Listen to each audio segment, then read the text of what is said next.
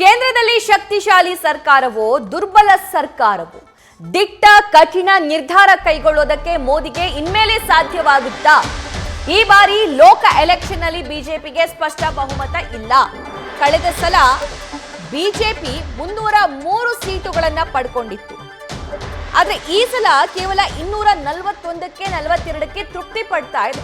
So ಇಂಥ ಸಂದರ್ಭದಲ್ಲಿ ಪ್ರಧಾನಿ ನರೇಂದ್ರ ಮೋದಿ ಅವರಿಗೆ ಮತ್ತೊಮ್ಮೆ ಗಟ್ಟಿ ನಿರ್ಧಾರಗಳನ್ನ ತೆಗೆದುಕೊಳ್ಳೋದಕ್ಕೆ ಸಾಧ್ಯ ಆಗುತ್ತಾ?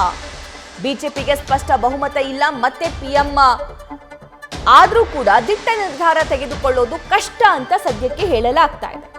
ತೀರ್ಮಾನ ಕೈಗೊಳ್ಳಬೇಕಾದ್ರೆ ಮಿತ್ರ ಪಕ್ಷಗಳ ಒಪ್ಪಿಗೆ ಪಡಿಲೇಬೇಕು. ಮಿತ್ರ ಪಕ್ಷಗಳ ವಿರುದ್ಧ ತೀರ್ಮಾನ ಕೈಗೊಂಡ್ರೆ ಬೆಂಬಲ ಹಿಂತೆಗೆದುಕೊಳ್ಳುವಂತಹ ಆತಂಕ ಕೂಡ ಇದೆ. ಆಗ ಸರ್ಕಾರವೇ ಅಲ್ಪಮತಕ್ಕೆ ಕುಸಿದು ಬಹುಮತ ಕಳೆದುಕೊಳ್ಳುವಂತಹ ಪರಿಸ್ಥಿತಿ ನಿರ್ಮಾಣ ಆಗುತ್ತೆ. ಸೊ ಈ ಬಗ್ಗೆ ಅನಲೈಸ್ ಮಾಡ್ತಾರೆ ನಮ್ಮ ಸೀನಿಯರ್ ಕರೆಸ್ಪಾಂಡೆಂಟ್ ಚಂದ್ರಮೋಹನ್. ಕಳೆದ ಸಲ 303 ಸೀಟ್ಗಳನ್ನ ಗೆಲ್ಲೋ ಮೂಲಕ ಬಿಜೆಪಿ ಅಭೂತಪೂರ್ವವಾಗಿರುವಂತಹ ಗೆಲುವನ್ನ ದಾಖಲಿಸಿತ್ತು. ಆದರೆ ಈ ಸಲ ಆ ರೀತಿಯ ವಾತಾವರಣ ಇಲ್ಲ. ಸೊ ಈಗ ಪ್ರಧಾನಿ ಮತ್ತೆ ಮೋದಿನೇ ಆದರೂ ಕೂಡ ಅವರು ದಿಟ್ಟ ನಿರ್ಧಾರಗಳನ್ನು ತೆಗೆದುಕೊಳ್ಳೋದಕ್ಕೆ ಸಾಧ್ಯ ಆಗುತ್ತಾ? ಅಥವಾ ಅವರ ಜೊತೆ ಸೇರ್ಕೊಂಡಿರುವಂತಹ ಪಕ್ಷಗಳನ್ನು ಹೇಗೆ ಕನ್ವಿನ್ಸ್ ಮಾಡಬೇಕಾಗುತ್ತೆ? ಅವರಿಗೆ ಎದುರಾಗುವಂತಹ ಸವಾಲುಗಳು ಏನೇನು? ಹೌದು ಸಭಾ, ಈಗ ದೇಶದಲ್ಲಿ ಲೋಕಸಭಾ ಚುನಾವಣೆ ಫಲಿತಾಂಶ ಹೊರಬಿದ್ದಿದೆ. ಈಗ ಕೇಂದ್ರದಲ್ಲಿ ಬಿಜೆಪಿಗೆ ಸ್ಪಷ್ಟವಾದಂಥ ಬಹುಮತ ಇಲ್ಲ. ಮೋದಿಯವರು ಚುನಾವಣಾ ಪ್ರಚಾರ ಭಾಷಣಗಳಲ್ಲಿ ಸ್ಪಷ್ಟವಾಗಿ ಹೇಳ್ತಾ ಇದ್ರು, ಒಂದು ಮಜಬೂತಾದ ಸರ್ಕಾರವನ್ನು ನೀಡಲಿಕ್ಕೋಸ್ಕರನೇ ಬಿಜೆಪಿಗೆ ಮತ್ತು NDAಗೆ ಬಹುಮತವನ್ನು ನೀಡಿ, ಮಜಬೂತಾದ ಸರ್ಕಾರ ಇದ್ದರೆ ಪ್ರಧಾನಿಗೆ ತಾನೇನು ಮಾಡಬೇಕು ಅಂದ್ಕೊಂಡಿದ್ದನೋ ಅದನ್ನು ಮಾಡಲಿಕ್ಕೆ ಸಾಧ್ಯ ಆಗುತ್ತೆ ಅನ್ನೋ ಒಂದು ಮಾತನ್ನು ಸ್ಪಷ್ಟವಾಗಿ ಹೇಳ್ತಾ ಇದ್ರು. ಇದನ್ನು ಈ ಹಿಂದಿನ 2 ಅವಧಿಯಲ್ಲಿ ಮೋದಿಯವರು ಮಾಡಿ ತೋರಿಸಿದ್ರು. ಏನಂತಂದರೆ 2ನೇ ಅವಧಿಯಲ್ಲಿ ಅಧಿಕಾರಕ್ಕೆ ಬರ್ತಾ ಇದ್ದಂತಲೇ ಸಂವಿಧಾನದ 370ನೇ ವಿಧಿಯನ್ನು ರದ್ದು ಮಾಡುವ ಮೂಲಕ ಜಮ್ಮು ಕಾಶ್ಮೀರದ ವಿಶೇಷ ಸ್ಥಾನಮಾನವನ್ನು ರದ್ದು ಮಾಡುವಂಥ ಭರವಸೆಯನ್ನು ಈಡೇರಿಸಿದ್ರು.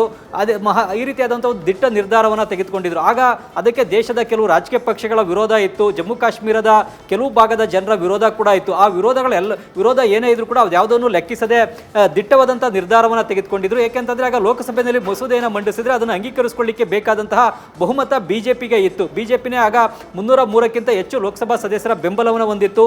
NDAದ ಅಂಗಪಕ್ಷಗಳ ಬೆಂಬಲ ಕೂಡ ಅದಕ್ಕೆ ಇತ್ತು.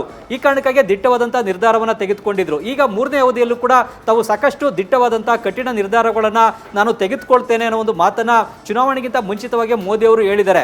ಈ ಬಾರಿ ಮುಖ್ಯವಾಗಿ ವಿಶೇಷವಾಗಿ ದೇಶಾದ್ಯಂತ ಏಕರೂಪ ನಾಗರಿಕ ಸಂಹಿತೆಯನ್ನು ಜಾರಿಗೊಳಿಸುವಂತ ಭರವಸೆ ಬಾಕಿ ಇದೆ. ಜೊತೆಗೆ NRCಯನ್ನು ಜಾರಿಗೊಳಿಸತಕ್ಕಂತಹ ಭರವಸೆ ಬಾಕಿ ಇದೆ.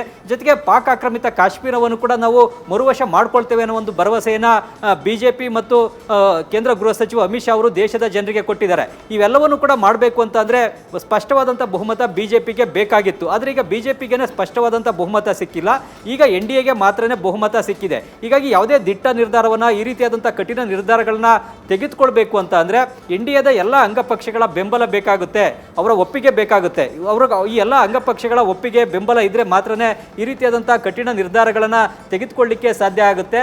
ಆದ್ರೀಗ NDAಗೆ ಬಹುಮತ ಇದ್ರೂ ಕೂಡ ಬಿಜೆಪಿಗೆ ಸ್ಪಷ್ಟವಾದಂಥ ಬಹುಮತ ಇಲ್ಲದೇ ಇರುವಂಥ ಸಂದರ್ಭದಲ್ಲಿ ಈಗ ಪಾಕ್ ಆಕ್ರಮಿತ ಕಾಶ್ಮೀರವನ್ನು ಮರು ವರ್ಷ ತೆಗೆದುಕೊಳ್ಬೇಕು ಅಂತ ಅಂದರೆ ಇಂಡಿಯಾದಲ್ಲಿರ್ತಕ್ಕಂಥ ಎಲ್ಲ ಅಂಗಪಕ್ಷಗಳ ಬೆಂಬಲ ಬೇಕಾಗುತ್ತೆ. ಸಮಾನ ನಾಗರಿಕ ಸಂಹಿತೆಯನ್ನು ಜಾರಿಗೊಳಿಸಬೇಕು ಅಂತಂದರೆ NDAದ ಎಲ್ಲ ಪಕ್ಷಗಳ ಬೆಂಬಲ ಕೂಡ ಬೇಕಾಗುತ್ತೆ. ಈ ಒಂದು ವೇಳೆ ಯಾವುದಾದ್ರೂ ಒಂದು ಪಕ್ಷ ಒಪ್ಪಲಿಲ್ಲ ಅಂತ ಅಂದರೆ ತಮ್ಮ ಬೆಂಬಲವನ್ನು ಸರ್ಕಾರಕ್ಕೆ ಕೊಟ್ಟಿರ್ತಕ್ಕಂಥದ್ದನ್ನು ವಾಪಸ್ ತೆಗೆದುಕೊಳ್ಬೋದು. ಆಗ ಬೆಂಬಲವನ್ನು ಹಿಂತೆಗೆದುಕೊಂಡ್ರೆ ಸರ್ಕಾರ ಅಲ್ಪಮತಕ್ಕೆ ಕುಸಿಬಹುದು. ಅಲ್ಪಮತಕ್ಕೆ ಕುಸಿದಂಥ ಸಂದರ್ಭದಲ್ಲಿ ವಿರೋಧ ಪಕ್ಷಗಳು ಪ್ರಧಾನಿ ಮೋದಿಯವರ ರಾಜೀನಾಮೆಗೆ ಆಗ್ರಹಿಸಬಹುದು. ಹೀಗಾಗಿ ಇಂತಹ ಸಂದರ್ಭಗಳನ್ನು ನಿಭಾಯಿಸಬೇಕಾದಂದ್ರೆ ವಿಶೇಷವಾದಂತಹ ಚಾಕಚಕ್ಯತೆಯನ್ನು ಬಳಸಬೇಕಾಗುತ್ತೆ. ಈ ಹಿಂದೆ ವಾಜಪೇಯಿ ಅವರು ಕೂಡ ಒಂದು ಸಮ್ಮಿಶ್ರ ಸರ್ಕಾರವನ್ನು ಜಾಣ್ಮೆಯಿಂದ ನಿಭಾಯಿಸಿಕೊಂಡು ಹೋಗಿದ್ರು. ಅದೇ ರೀತಿಯಾದಂಥ ಜಾಣ್ಮೆಯನ್ನು ಈಗ ಮೋದಿ ಮತ್ತು ಅಮಿತ್ ಶಾ ಅವರ ಜೋಡಿ ಕೂಡ ಪ್ರದರ್ಶನ ಮಾಡಬೇಕಾದಂಥ ಅನಿವಾರ್ಯ ಸ್ಥಿತಿಗೆ ಸಿಲುಕಾಕೊಂಡಿದ್ದಾರೆ. ಮುಖ್ಯವಾಗಿ ತಮಗೇನೆ ಸ್ಪಷ್ಟವಾದಂಥ ಬಹುಮತ ಸಿಗುತ್ತೆ ಅನ್ನೋ ಒಂದು ಅತಿಯಾದ ಆತ್ಮವಿಶ್ವಾಸದಲ್ಲಿ ಅಮಿತ್ ಶಾ ಅವರು ಕೂಡ ಇದ್ರು.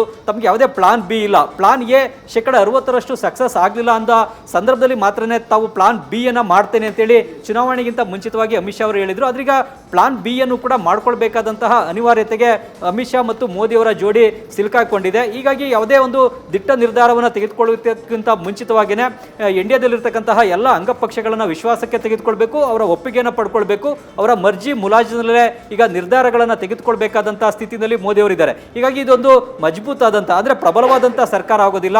ಒಂದು ರೀತಿಯಲ್ಲಿ NDAದ ಅಂಗಪಕ್ಷಗಳ ಮರ್ಜಿ ಮುಲಾಜಿ ಮುಲಾಜಿನಲ್ಲಿ ಇರ್ತಕ್ಕಂತಹ ಸರ್ಕಾರವಾಗಿಯೇ ಈಗ ಸರ್ಕಾರವನ್ನು ನಡ್ಸ್ಕೊಂಡು ಹೋಗಬೇಕಾದಂತಹ ಸ್ಥಿತಿನಲ್ಲಿ ಮೋದಿ ಅವರು ಇದ್ದಾರೆ. ಆದರೂ ಕೂಡ ಆರ್ಥಿಕತೆಗೆ ಸಂಬಂಧಪಟ್ಟಂತೆ ದೇಶದ ಅಭಿವೃದ್ಧಿಗೆ ಸಂಬಂಧಪಟ್ಟಂತೆ ದಿಟ್ಟ ನಿರ್ಧಾರಗಳನ್ನು ತೆಗೆದುಕೊಳ್ಳುವಂಥ ಅವಕಾಶ ಮೋದಿಯವರ ಮುಂದಿದೆ.